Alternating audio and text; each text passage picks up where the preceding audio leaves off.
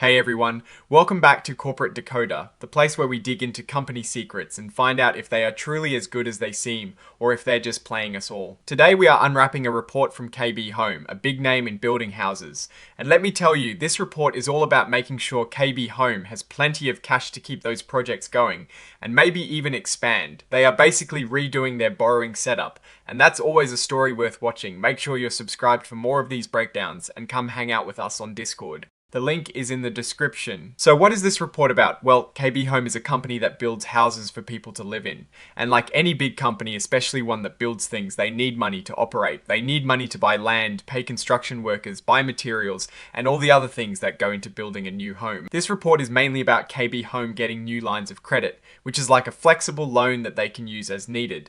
Think of it like a credit card for a business. They can borrow money, pay it back, and then borrow again.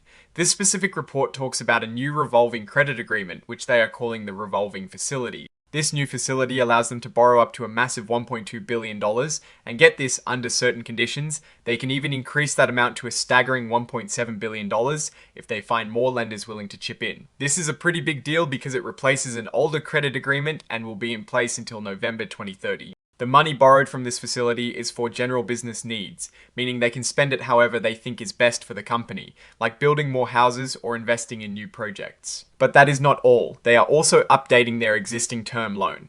A term loan is typically a loan for a specific amount that you pay back over a set period. KB Home is taking their $360 million senior unsecured term loan, which was originally from 2022, and they are amending and restating it. This basically means they are changing the terms of that loan. The big news here is that they have extended the maturity date, or when the loan is due to be fully paid back, to November 2029.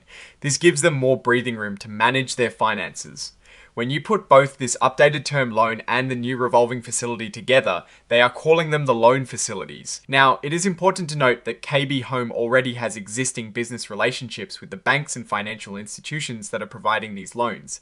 This is pretty common.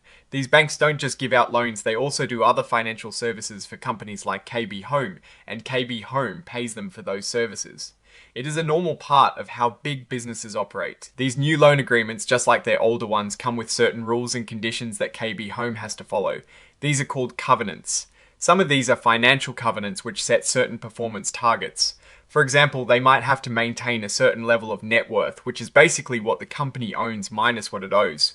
Or they might have to keep their debt levels within a certain range, which is called leverage. Liquidity means how easily they can turn their assets into cash, and interest coverage is about their ability to pay the interest on their loans.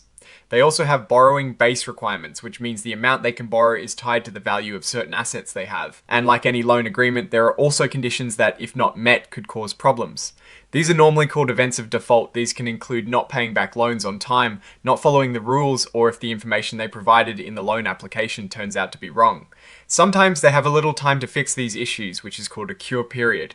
But if things get really bad, like significant financial trouble or bankruptcy, the lenders can stop lending money, demand all the money back immediately, and even take control of certain assets to get their money back. A really interesting point here is what happens if there is a change in control. This usually means if a different company or group of people takes over KB Home. In such a situation, the lenders have the right to terminate the credit lines and demand all outstanding loans be paid back right away.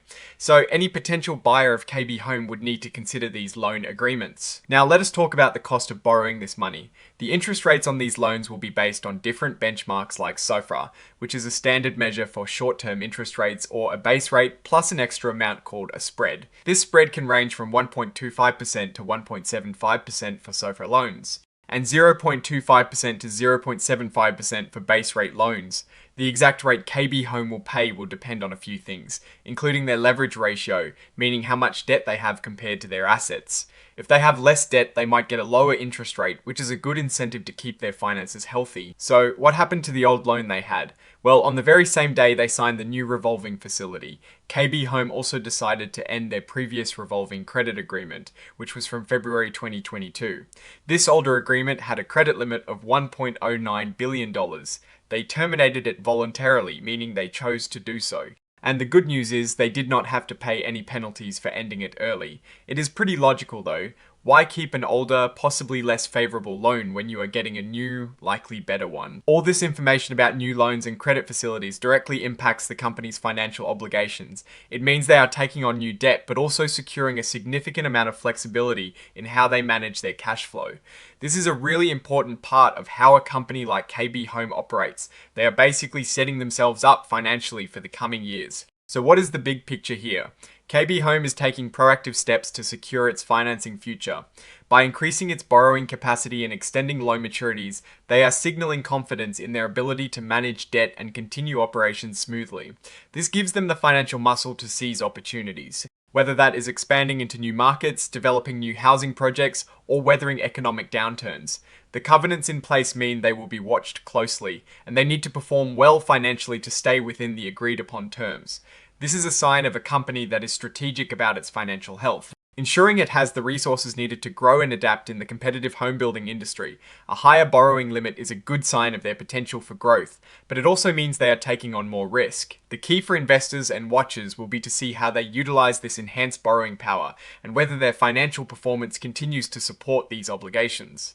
Alright? That is our decode of KB Home's latest filing. What are your thoughts on these new credit lines and what they mean for the company's future? Let us know in the comments below. If you found this breakdown helpful, give us a thumbs up and subscribe for more deep dives into the corporate world. And don't forget to join the conversation on our Discord community. The link is waiting for you in the description. Thanks for watching, and we will see you in the next one.